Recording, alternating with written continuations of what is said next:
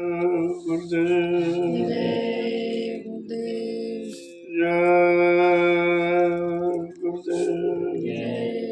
गुरुदेव जय गुरुदेव नाम किसका प्रभु का जय गुरुदेव नाम किसका प्रभु का जय गुरुदेव नाम किसका प्रभु का प्रभु का प्यारा नाम जय गुरुदेव सर्व सत्संग रात्रि परमात्मा सर्वों से आप लोग कर रहे हो ये बड़े सवाल की बात है। ये सेवा सबको असल नहीं मिलती। जो करोड़ों जन्मों की तपस्या, करोड़ों जन्मों के पुण्य, करोड़ों जन्मों की सेवाएं जब जीव की एकत्र हो जाती है तब ये पावन पवित्र घड़ी परमार्थी सेवा की होती है। सेवा कलयुग में प्रधान अंग है, क्योंकि जीव इतना कमजोर है, ये शक्तिहीन बलहीन चरित्रहीन है, लिहाजा ये आध्यात्मिक तरक्की हासिल नहीं कर सकता। संत महापुरुषों ने अति कृपा दया करके इन कमजोर जीवों के लिए परमात्मा सन्मान सेवा रखी है। और शरीर इंद्रियों से जो भी आपने बड़े पाप कर्म किए उसी के गंदगी चढ़ी मन पर तो मन अच्छे सच्चे काम में साथ नहीं देता है।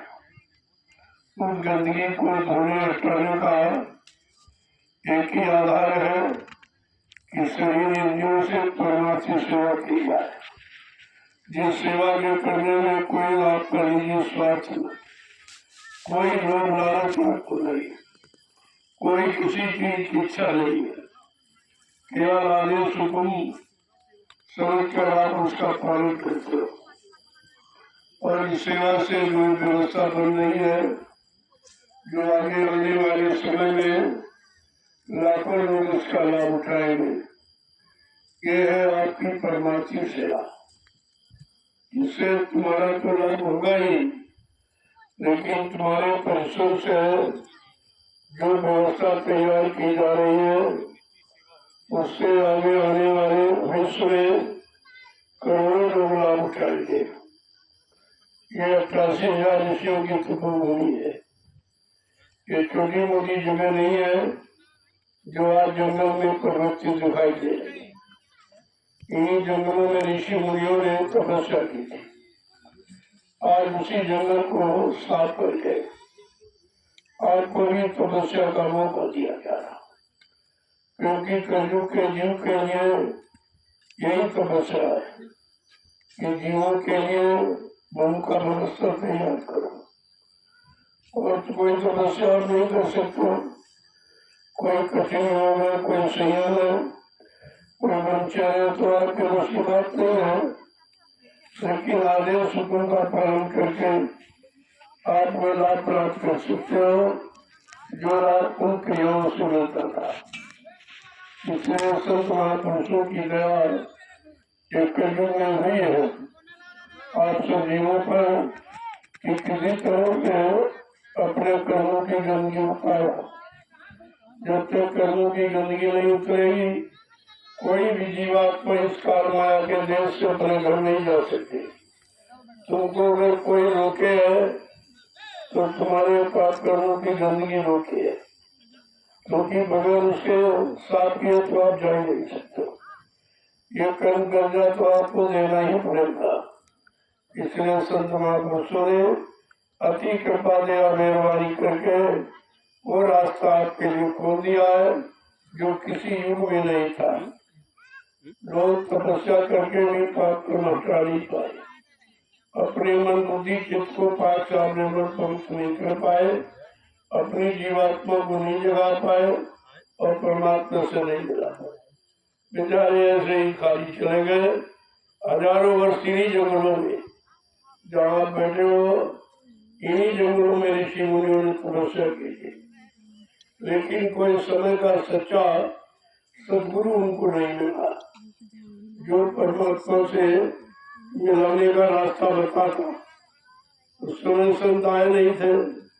संत तो अभी 750 वर्षों में कलयुग में आए हैं। जब से कबीर साहब आए तभी से संत नाम सुनने को मिला। इसके पहले न संत नाम था न संत मत था। जब तक संत मत नहीं था यदि सच्चा रास्ता जीवात्माओं को घर जाने का तो बेचारी जीवात्माएं सब जैसी की तैसी पड़ी है। आज सुख पुण्य कर्म करके राजे महाराजे बंधने मानी तो बन गए, लेकिन रहे मृत्यु यहाँ से निकल नहीं पाए, क्योंकि शरीर इंद्रियों से जो भी आप अच्छा बुरा कर्म करोगे उसका फल ये मृत्यु लोक में आपको मिलेगा। बहुत ज्यादा तो आप स्वर्ग लोक तक जा सकते हो, लेकिन स्वर्ग लोक आपकी जीवात्मा का लोग घर नहीं है, वो तो बीच में है। वहाँ पुण्य कर्मों की कमाई के द्वारा जीव वहाँ टिकता है, और जब पुण्य कर्मों की कमाई खत्म हो जाती तो पुण्य छीने मृत्यु लोके। जब पुण्य छीन हो जाता है तो फिर उसको मृत्यु लोक में ढकेल दिया जाता है। बीच के किसी लोक से कोई शक्ति नहीं जा सकती। न ब्रह्मा ब्रह्मलोक से जा सकते, न विष्णु विष्णुलोक से जा सकते, न शिव जी शिवलोक से जा सकते, न राम जी साकेत लोक से जा सकते, न कृष्ण जी गोलोक से जा सकते, न देवी देवता देवलोक से जा सकते। जाने का रास्ता है यही मृत्युलोक और मानव शरीर। जब ये मानव जिसमें पंचभौतिक शरीर आपको मिलेगा, पंचभौतिक शरीर के जानकार संत महात्मा फकीर मिलेंगे, वो दया कृपा मेहरबानी करके आपको रास्ता बता देंगे जीवात्मा को घर पहुँचने का। जब उस रास्ते पर जीव चलेगा उनकी दया कृपा मेहरबानी से तब वो अपने घर जा सकता है। इसके पहले छुटकारा मिलने वाला नहीं है। छुटकारे की बात तो केवल कलयुग में हुई, इसके पहले छुटकारे की बात नहीं थी। इसीलिए संत महापुरुषों ने कहा कि कलयुग समयान युग जो न कर विश्वास। कलयुग के समान जीवात्मा को लाभ पाने का दूसरा कोई युग नहीं है, क्योंकि लाभ देने के लिए कलयुग में संत महापुरुष पधारे और उन्होंने ये रास्ता निकाला और सब के लिए। उनमें न गरीब न अमीर है, न पढ़ा लिखा अनपढ़ है, न हिंदू मुसलमान है, न स्त्री पुरुष, ये कोई झगड़ा नहीं। जीवात्मा तो स्त्रीलिंग है और सारे शरीरों में है, तो जीवात्मा के आधार पर तो सभी लोग स्त्री हो, पुरुष तो केवल सत्पुरुष, बाकी यह सब स्त्रियां ही। जब तक वो सत्पुरुष न मिले तब तक ये जीवात्मा स्त्री स्वरूप अपने घर नहीं जा सकती है। इसको तो अपना घर वाला चाहिए जो घर की जानकारी रखता। ये सब सत्संग माध्यम के द्वारा संत महापुरुषों ने जीवों को ये समझाया कि भाई कलयुग में ऐसा रास्ता है जो जिस रास्ते पर चलकर जीव परम गति को प्राप्त कर सकता है, आवागमन से रहित हो सकता है, जन्म मरण से छुटकारा पा सकता है, और शारीरिक इंद्रियों का कोई ऐसा कर्म शुभ अशुभ नहीं है जिसके द्वारा तुम्हारी जीवात्मा का उद्धार हो सके। संतों ने रास्ता निकाला। इसलिए समय की चीज को समय से ले लेना चाहिए। जो लोग समय से जागे चेते और समझ करके समय के रास्ते को पकड़ लिया वो अपने घर पहुंच गए। बाकी तो यही भटकते रहते सब। बड़े बड़े राजे महाराजे बादशाह धनीमान आज भी नरकों में पड़े हैं, यमराजा की जूतियों की मार खा रहे, कोई बचाने वाला उनको नहीं है। बचाता है कर्म, और वो कर्म यहाँ कोई जानता नहीं है जिसे जीवात्मा को बचाया जा सके। तुम तो शरीर इंद्रियों वाले कर्म जानते हो, आत्मिक कर्म तो आप जानते नहीं हो कि आत्मा का कर्म क्या है।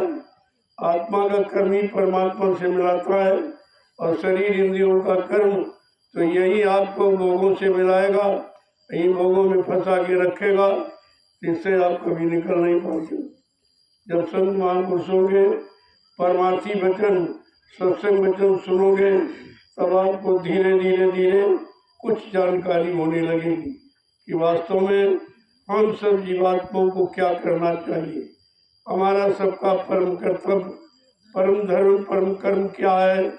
ये तो जानकारी जब मिलेगी जब संत महात्माओं के करीब आओगे, शरण में रहकर उस दिन सैनी सत्संग सुनोगे, सेवा करोगे, फिर आपका मन भजन में लगेगा, तब तुम समझ पाओगे कि असली चीज क्या है, असली काम क्या है, असली घर क्या है, असली मालिक क्या है, तब आपकी समझ में आएगा।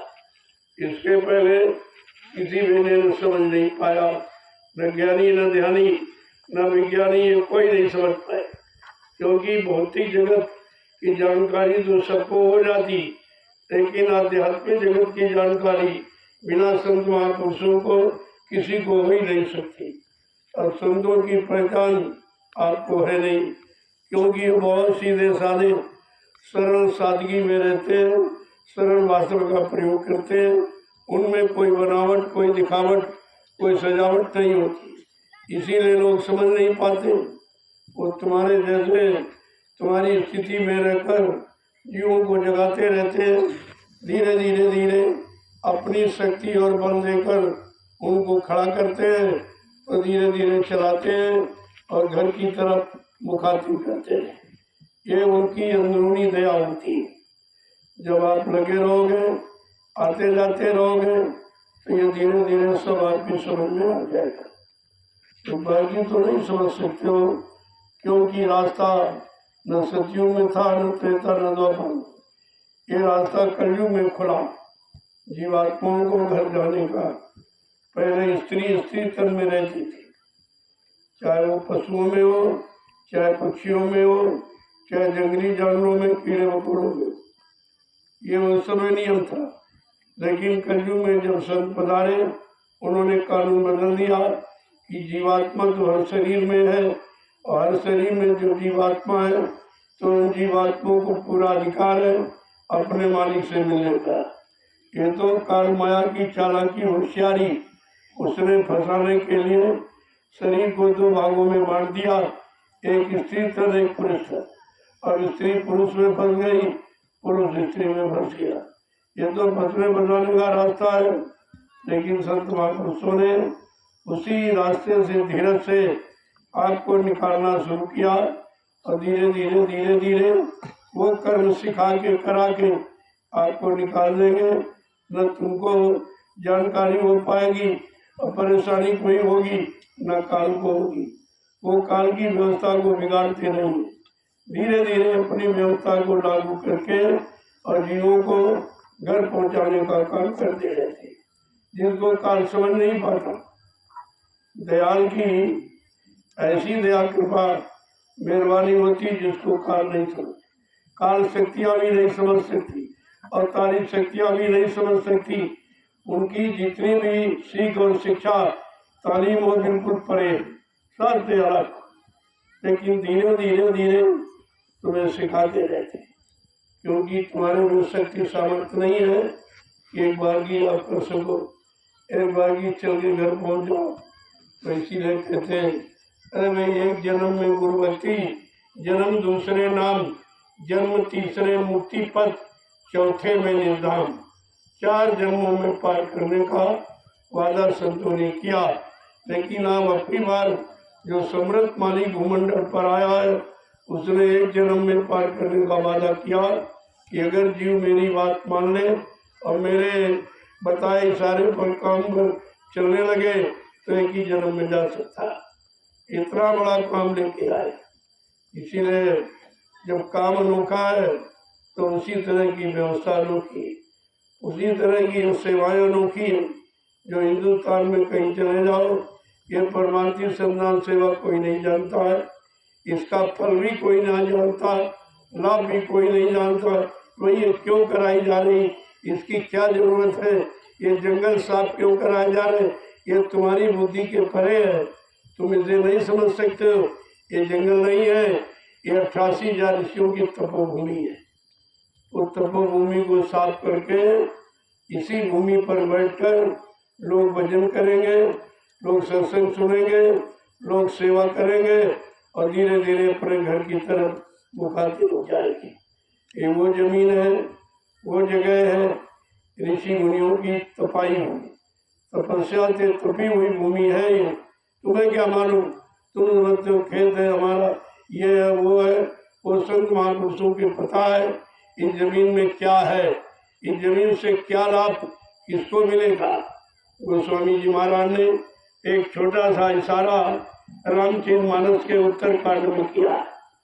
तीरथवर नैमिष विख्याता अति पुनीत साधक सुखदाता। इसको आपने कभी नहीं पढ़ा। रामचरितमानस क्या कह रही है कि नैमिषारण्य ये सभी यानी मतलब तीर्थों का राजा है। ये नैमिषारण्य तीर्थों का राजा है।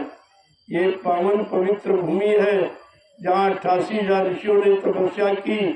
इस भूमि का लाभ किसको मिलेगा? साधक सुखदाता। बिल्कुल साफ कह दिया, न पंडा को, न पुजारियों को, न पत्थर पूजा, न कागज पूजा, ये जल पूजा करने वाले को नहीं मिलेगा। कहा जो नाम की कमाई करेगा। साधक सुखदाता, साधकों को सुख प्रदान करने वाली। जब किसी संत के साधक इस भूमि पर आएंगे और बैठकर सुमरन ध्यान भजन करेंगे, सत्संग सुनेंगे, सेवा करेंगे, उनको इसका लाभ मिलेगा। बाकी तो तमाम गांव बच गए, तमाम शहर बच गए, लेकिन जो लाभ गोस्वामी जी महाराज ने रामचरितमानस के उत्तर कांड में रखा वो तो लाभ किसी को मिला ही नहीं। अनाथ तुम उस लाभ को जान सके हो कि आखिरकार ये जंगल क्यों साफ कराया जा रहा। क्या जमीन हिंदुस्तान में जमीन की कमी है? बहुत जगह जमीन है, लोग तमाम जमीन देने के लिए तैयार, लेकिन वो 88,000 ऋषियों की तपोभूमि नहीं है। इसीलिए किसी भूमि पर यह इशारा नहीं किया था। मथुरा में इतने दिन सत्संग हुआ, करोड़ों करोड़ों लोग पहुंचे, लेकिन ये कभी नहीं कहा गया कि इससे यहाँ मथुरा की भूमि से सतयुग के अंकुरण निकलेंगे।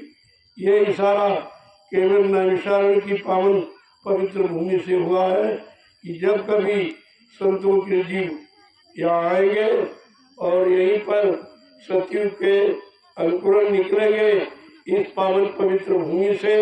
इसलिए इस भूमि को खरीदा जा रहा। तुम्हें तो इसका प्रभाव मालूम नहीं है, इसका लाभ मालूम नहीं है, लेकिन जिसको लाभ मालूम है वो मोल खरीद रहा, वो मुफ्त पे नहीं ले रहा। यदि लोग ऐसे अच्छे सच्चे काम के लिए लोग दान देते, भूमि दान करते, लेकिन मैं ऐसा कोई काम नहीं करता। मैं आपकी भूमि मोल खरीदता, पैसे देकर किसी की मुफ्त में नहीं लेता, जबरदस्ती नहीं लेता, स्वेच्छा से जब आप देते हो तो उसका मैं पैसा देता हूँ। ये पैसा अच्छे काम में लगा लेना। ये जो पड़ी हुई भूमि है ये जंगल के रूप में तुम जानते नहीं हो, ये 88,000 ऋषियों की तपोभूमि है। इसकी क्या कीमत है ये तो संत महात्मा ही जानते, तभी वो खरीद रहे। आगे आने वाले समय में आप सबको जानकारी हो जाएगी ये भूमि किस काम के लिए खरीदी गई। जय गुरुदेव, जय गुरुदेव, जय गुरुदेव, जय गुरुदेव। ये जिन जीवों के भाग्य जगे हैं कोई ऐसी भूमि पर आते। यहाँ के रहने वाले कुछ नहीं जानते, उन्हें भी नहीं पता है इस भूमि का महत्व क्या है। ये भूमि किन ऋषि मुनि महात्माओं की है जिन्होंने तपस्या करके भूमि को पावन पवित्र बनाया, इनको भी नहीं मालूम है कि बेचारे क्या जाने। लेकिन धीरे धीरे जब इस भूमि पर काम होगा, प्रेमी आएंगे, आप देखेंगे इतना बड़ा जनमत अपनी बार जुलाई में आ रहा है कि आप गिनती नहीं कर पाओगे।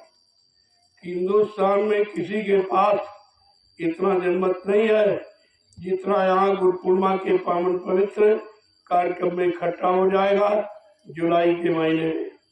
तब आपकी समझ में धीरे धीरे आएगा कि जंगल में इतने आदमी कौन ला सकता है। ये किसी की ताकत नहीं है, कोई प्रधानमंत्री मुख्यमंत्री भी इतने आदमियों को जंगल में इकट्ठा नहीं कर सकता। वो आप देखिए, आपकी समझ में धीरे धीरे आ जाएगा कि तुम्हारी जमीन पर कहाँ कहाँ के लोग आ रहे। ये रामशाला सारे विश्व में प्रसिद्ध हो जाएगा और सब लोग जान जाएंगे कि रामशाला की भूमि का चुनाव क्यों किया गया, वही जमीन क्यों खरीदी जा रही, जंगल क्यों साफ कराया जा रहा, ये नाले और ये सब पड़ी मतलब टीले इनको बराबर क्यों कराया जा रहा। ये काम किसी के बस का नहीं है, ये इंसान नहीं कर सकता। इंसान कर लेता तो आप सब इंसानों की तो जमीन है, तुमने इसमें कुछ नहीं कर पाया। और आज उसी भूमि को मोल खरीद कर किस तरह का रूप दिया जा रहा। इस भूमि पर कैसे कैसे लोग आएंगे, कैसी कैसी पुण्य आत्माएं आएंगी जो बैठकर भजन करेंगे। कितना बड़ा लाभ उनको मिलेगा जो आज मिट्टी ढो रहे हैं। ये मिट्टी नहीं ढो रहे हैं, ये अपने कर्मों का बोझा ढो रहे हैं, ये उतार रहे हैं। अपने कर्मों का बोझा उतार कर इस भूमि को यानी मतलब ऐसा बना देंगे कि आगे आने वाले भविष्य में करोड़ों लोग बैठकर इस पर लाभ प्राप्त करें। ये छोटा मोटा लाभ नहीं है, धीरे धीरे देखते जाइए। जिन लोगों ने जमीन दी उनका भी भाग्य है, उनकी जमीन अच्छे काम में लग रही। जमीन तो यही रहेगी, कोई उठा के थोड़ी ले जाएगा, वो तो रामशाला में ही रहे। लेकिन तुम समझ नहीं पा रहे हो, समझ जाते तब तक पता नहीं कितना कामयाब हो जाता। लेकिन धीरे धीरे हमें कोई जल्दी नहीं है। जल्दी तुमको होने चाहिए कि खराब समय अच्छे समय में बदल जाए, बीमारी खत्म हो जाए, लड़ाई झगड़े पारस्परिक समाप्त हो जाए और ये मार का। लेकिन आप में कोई जागरूकता नहीं है, आप समझ ही नहीं पा रहे हो। तो मैं जब अकेले कर रहा हूँ तो थोड़ी देर लगेगी, अगर सब लोग खड़े हो जाओ तो ये काम बहुत जल्दी हो जाए। लेकिन इस काम को कोई रोक नहीं सकता, इतनी रफ्तार से हो रहा।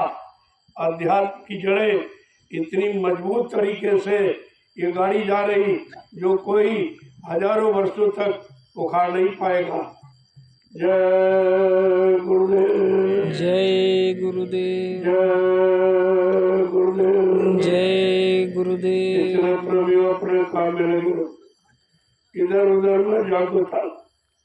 यह व्यवस्था कोई जानता नहीं है जो तुम्हारों को सहयोग करेगा, उन्हें खुद ही नहीं पता। अगर पता हो जाए तुम्हें थोड़ी करने देंगे। और इनको अगर जगा दूँ तो ये सब आगे बढ़ जाएंगे, तुम्हें सेवा भी नहीं मिलेगी। इसलिए इनको तो रखा गया है, इनको चुटकी बजाते जगा दिया जाए। लेकिन पहले आपको जगाना है, आज से काम करवाना है, आपके कर्मों का बोझा उतारना है।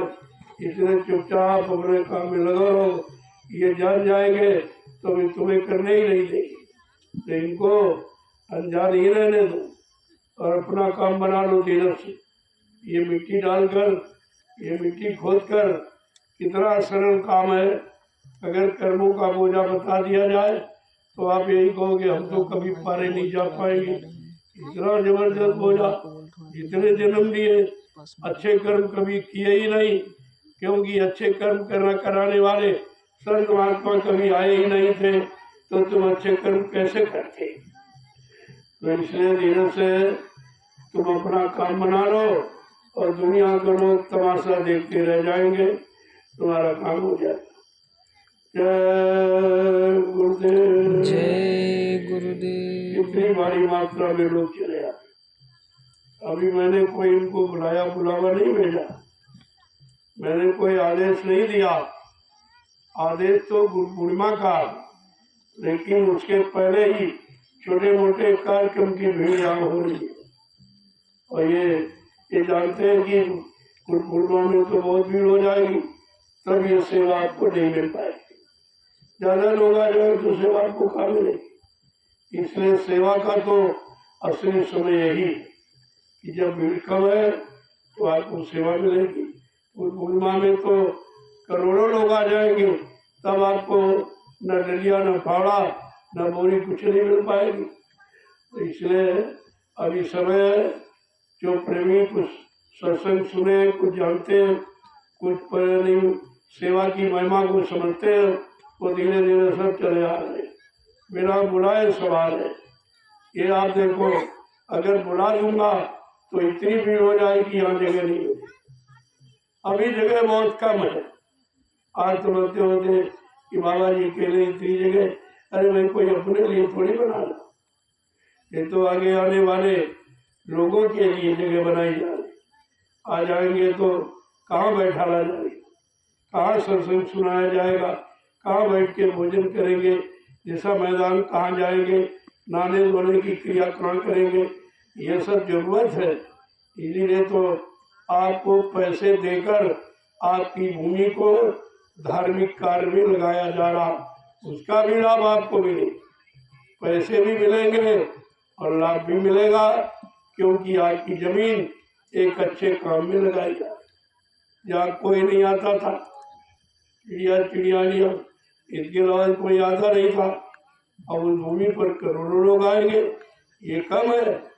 पहले समझो इसको कि जिस भूमि पर कोई नहीं आया, जंगली जानवरों के सिवा इस जंगल में कोई नहीं आया, और आज करोड़ों लोग आ जाएंगे, ये छोटी मोटी बात है। समझने का प्रयास करो, भगवान ने बुद्धि दी है तो अच्छे सच्चे काम को समझो, न समय निकल जाएगा, ऐसे ताकते रह जाओगे, कोई लाभ आपको मिल नहीं पाएगा।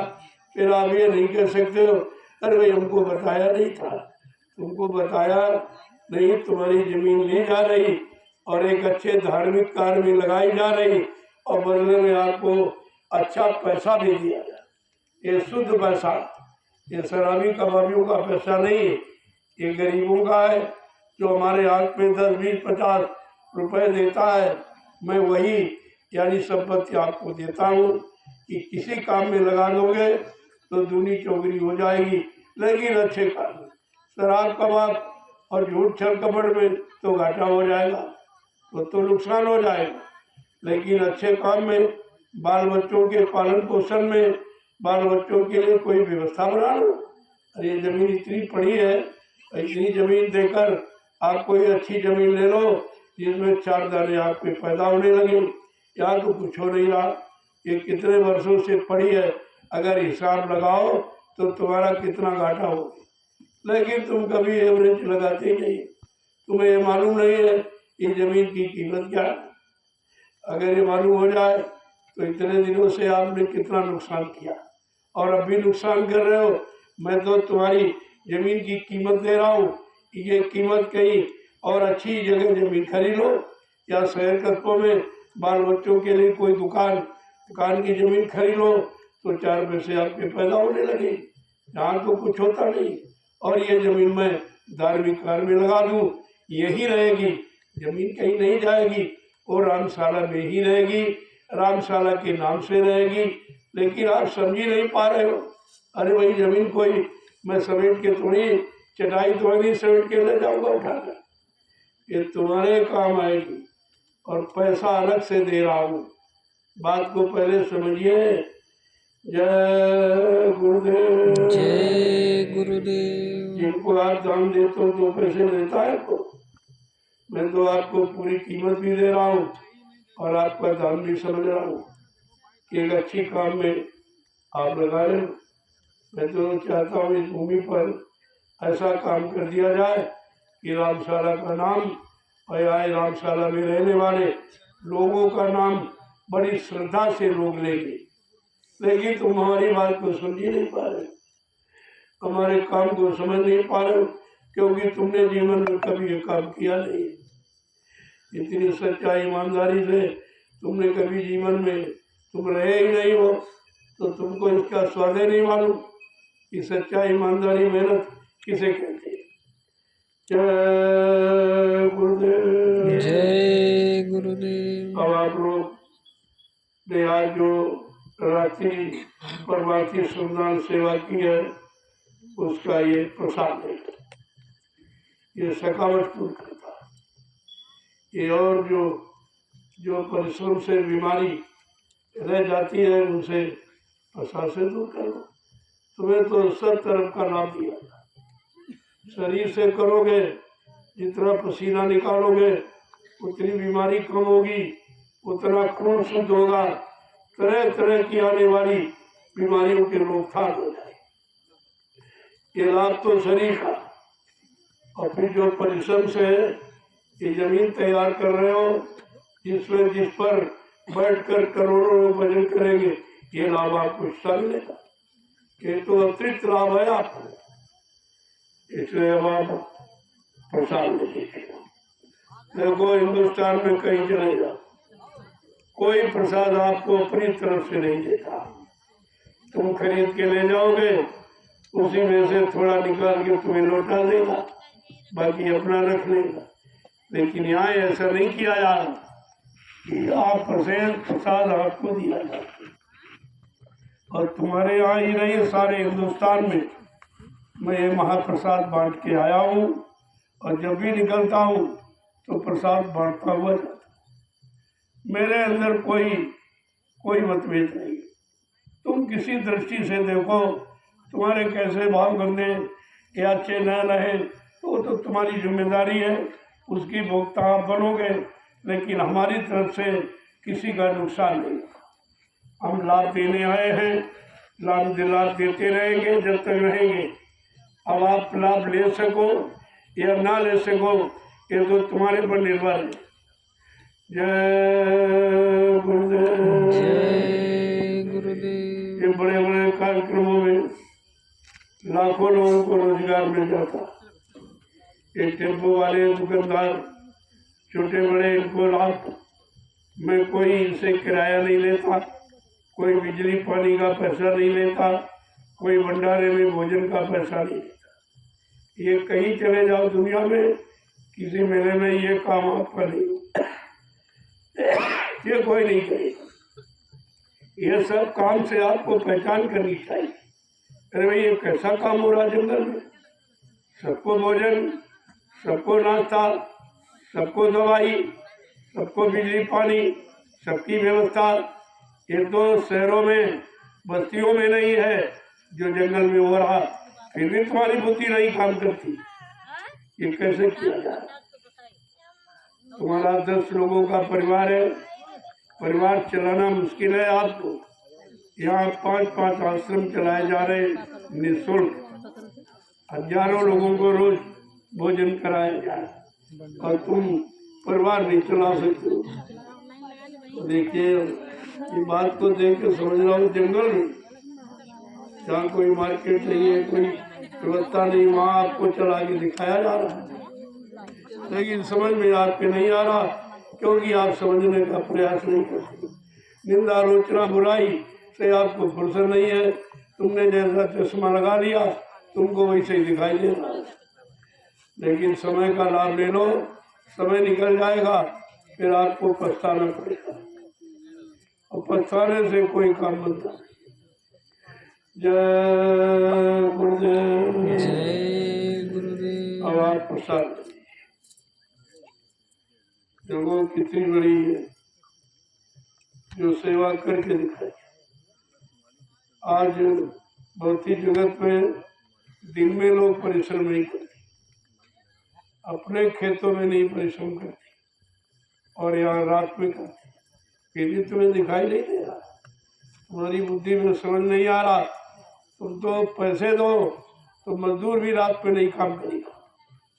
प्रेम प्रेमी किस तरह से, जिन्होंने कभी काम किया ही, कभी मिट्टी ढोई नहीं, अपने घर में कभी काम किया नहीं, यहाँ दिन रात कोई न धूप देखता है, न गर्मी देखता है, न भूख प्यास देखता है। किस तरीके से ये लगे पड़े इनका उत्साह देखिए। ये सब तरह की शिक्षा आपको दे रहे हैं, लेकिन तुम खाली के खाली रह जाओगे, क्योंकि तुमने बुराई करने का चश्मा लगा रखा है। बुराई के अलावा तुम्हें अच्छाई दिखाई नहीं देती। जय गुरुदेव। जय गुरुदेव। जय गुरुदेव। जय गुरुदेव। जय गुरुदेव। नाम किसका? प्रभु का प्यारा नाम। जय गुरुदेव। एक बार जोर से बोलो, जय गुरुदेव। सब मिल बोलो, जय गुरुदेव। से बोलो। जय गुरुदेव। दुख दर्द हरेंगे। जय गुरुदेव। सब कष्ट मिटेंगे। जय गुरुदेव। सुख शांति भी देंगे। जय गुरुदेव। सबके दाता। जय गुरुदेव। सबके मालिक। जय गुरुदेव। प्रेम से बोले। जय गुरुदेव। ये नाम नहीं इंसान का। ये नाम है प्रभु का। ये काम नहीं इंसान का। ये काम है प्रभु का। प्रेमियों, ये कितना पुराना जंगल, हजारों वर्षों का, लेकिन कोई कीड़े मकोड़े नहीं निकले, कोई सांप बिच्छू गुजर नहीं निकलता, क्योंकि वो खुश हो रहे हैं कि आज हमारे घर में ये पावन पवित्र नाम की गुहार पुकार लग रही। ये जय गुरुदेव नाम किसी आदमी इंसान महात्मा का नहीं है, ये है उस परम पिता परमात्मा का नाम, प्रभु का नाम है। और प्रभु की सारी सत्ता है, तो सारी सत्ता के जीव ये प्रभु नाम सुनने के अधिकारी हैं। इस जंगल में प्रभु नाम का कोई प्रचार कभी नहीं किया, न कोई कर सकता था, न कोई आया और न कोई आएगा। इसलिए इस जंगल में रहने वाले जीवों को भी ये नाम सुनाया जा रहा कि तुम भी सुन लो, तुम्हारा भी कल्याण हो जाए। तो इतना देखो सफाई हुई है, कोई एक आध सांप बिच्छू मिला देखो, ये सब खाली करके चले जाते हैं। कि हमारी भूमि पर कितने हजारों वर्षों के बाद आज पावन पवित्र कार्य हो रहा है। वो भी बेचारे खुश हैं और खुशी से अपने घर मकान को खाली करके हट जाते हैं कि इस पर सेवा हो जाए, इसकी सफाई हो जाए, और फिर बाद में अंदर वो फिर रहने लगे। उनको कोई बगाड़ थोड़ी जाएगा। ऊपर आप रहिए, अंदर वो रहेंगे, सब रहेंगे, ऐसा नहीं है। जय गुरुदेव। जय गुरुदेव। अब आप लोग प्रसाद लीजिए।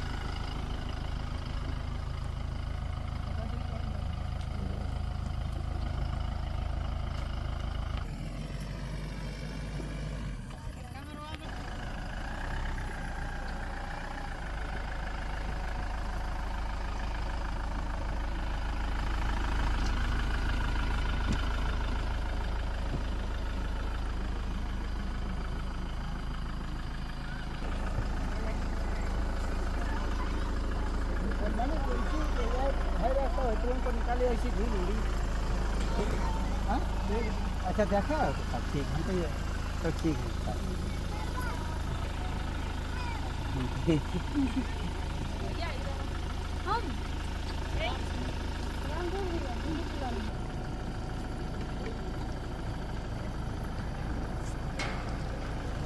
सरकार यह है तेरे यह तेरे नीचे तेरे साफ करवा बंधा करे लगे थे ना शुरुआत करवा देना।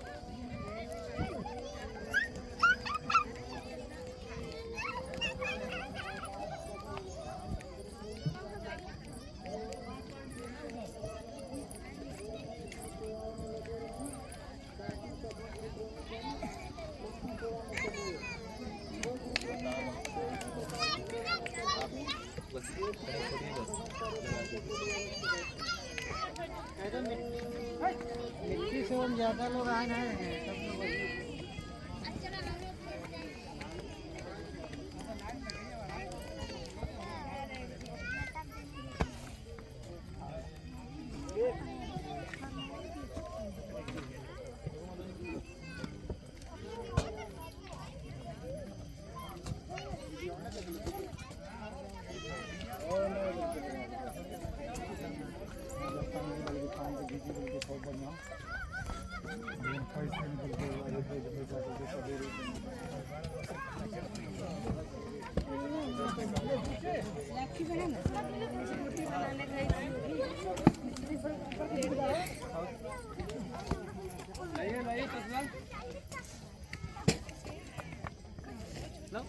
तगड़ा सेवा पूरा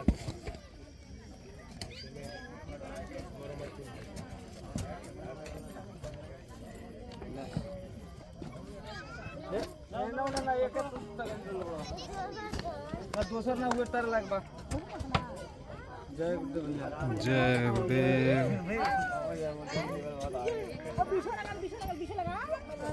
लाओ बच्चे इधर लाओ चल लाइए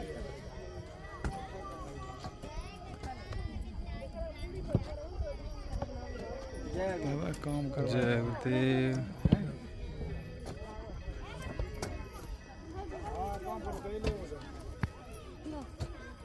जय गुरुदेव जय जय गुरुदेव जय गुरुदेव। जय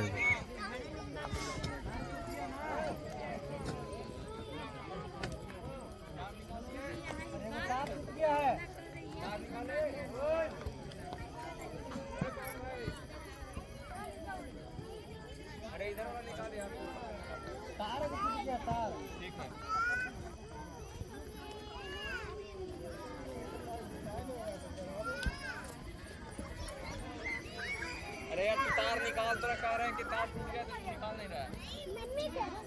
हाँ निकालो ये वाला।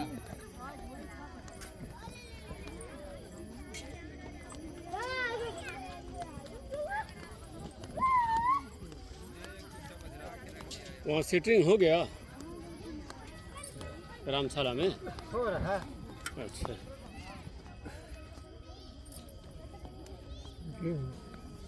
लीजिए भैया हमारा भी आ जाए।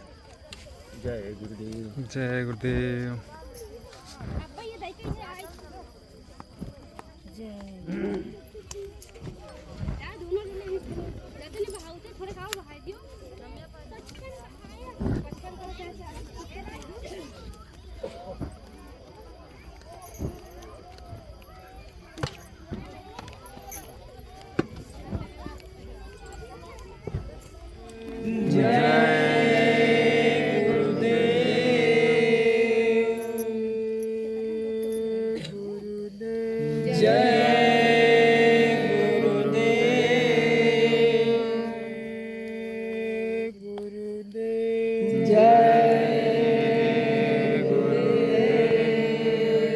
गुरुदेव नाम किसका? प्रभु का।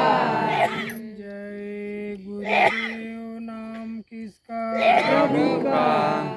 जय गुरुदेव नाम किसका? प्रभु का। प्रभु का प्यारा नाम जय गुरुदेव।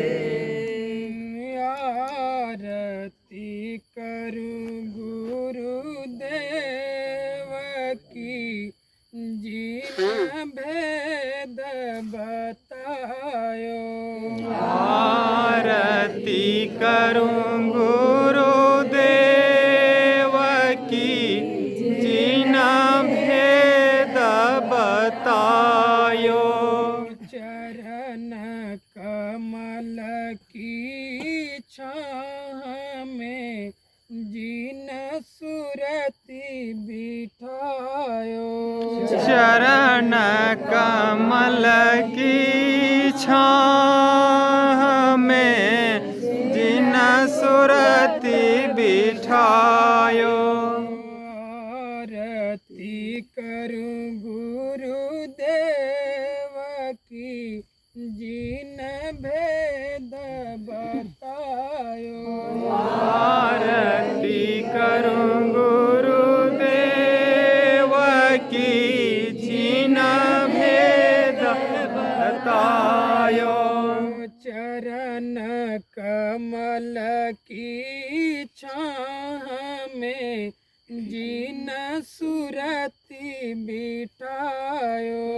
चरण कमल की छाह में जिन सुरति बिठायो। जन्म जन्म के पाप को जीन दूर हटायो। जन्म जन्म के पाप को जिन दूर हटायो। मौसम पतित पुनित करी निज हृदय लगायो। समपतित पुनीत करी निज हृदय लगायो। दीन दयालु दया करी दियो शब्द जहाजा। दीन दयालु दया करी दियो शब्द जहाजा। सुरति चढ़ी आकाश में धरी अनहद नादा। सुरति चढ़ी आकाश को धरी अनहद नादा। सुरति चली निज लोक को मन परम हुलासा। सुरति चली निज लोक को मन परम हुलासा। सतगुरु मिल गए राह में ले परम प्रकाशा। सतगुरु मिल गए राह में ले परम प्रकाशा। अभिनंदन निज लोक में करे की नर देवा। अभिनंदन निज लोक में करे की नर देवा। भाग्य सराय सुरति कर लावे बहु सेवा। सराहे सुरत कर लावे बहु सेवा। काल करम के फांस से लियो जीव बचाई। काल करम के फांस से लियो जीव बचाई। सतगुरु स्वामी दया करी निज घर पहुँचाई। सतगुरु स्वामी दया करी निज घर पहुँचाई। आरती करूं गुरुदेव की जिन भेद बतायो। आरती करूं गुरुदेव की जिन भेद बतायो। चरण कमल की छाह में जिन सुरति बिठायो। चरण कमल की छाह में जिन सूरत बिठायो। जय गुरुदेव। जय गुरुदेव। कोटि करु वंदना अरब खरब प्रणाम। चरण कमल बिसरो नहीं जय गुरुदेव नाम। चरण कमल भूलो नहीं जय गुरुदेव दयाल। दाता सबके एक हैं सदा रहे गुरुदेव। आपको लाख प्रणाम है सतगुरु जय गुरुदेव। लाख प्रणाम है सतगुरु जय गुरुदेव। जय गुरुदेव।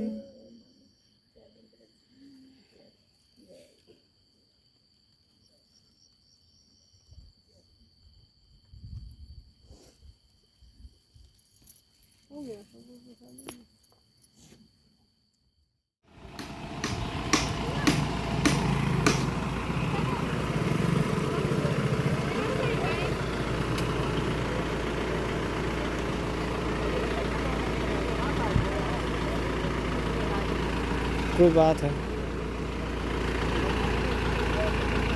आगे कहाँ जा रहे हैं? ऊपर ऊपर पूरा काटी वाटी बिछा हुआ है।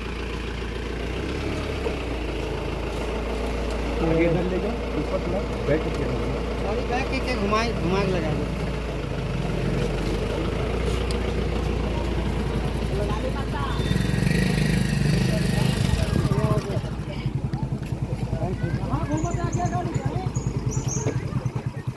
देखो डिब्बू भी एक टूटा ध्यान दिवाइएगा। जाएगा खुदरे पर।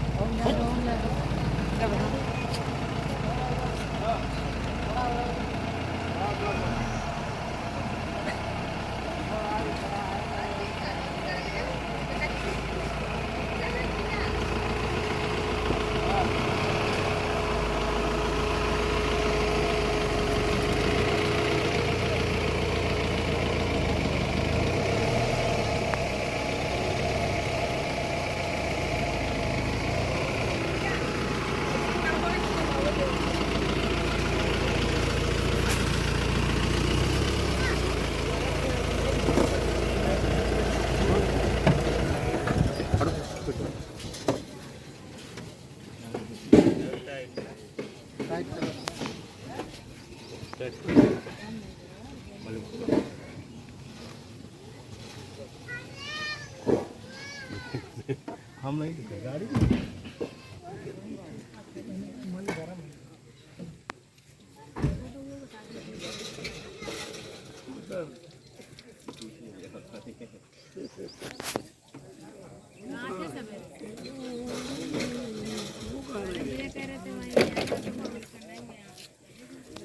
गए हैं अपने उससे खेत पे।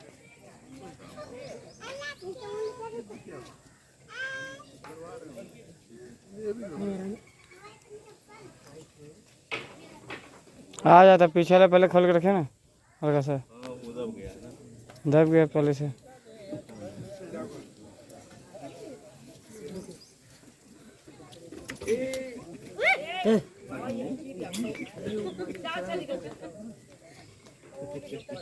कुत्ते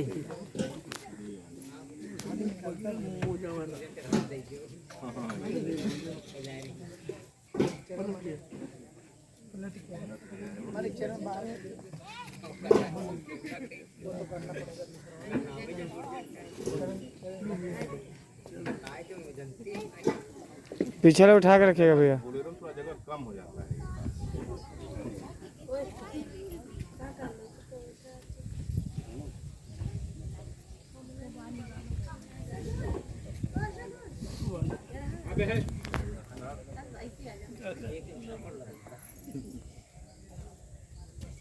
बेटा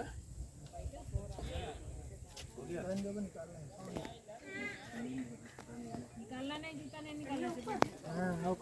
फिर 1 घंटे लगेंगे।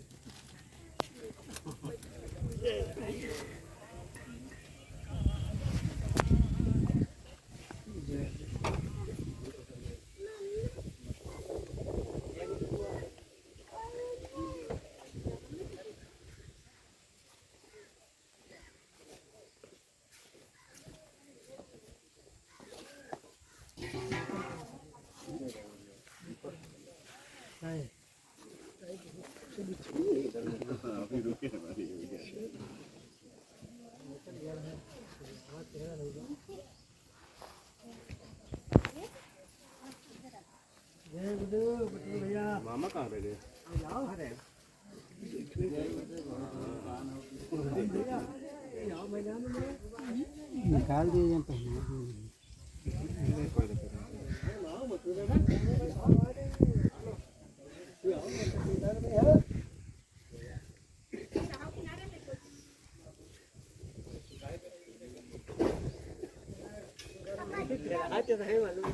हवा लगेगा पीछे।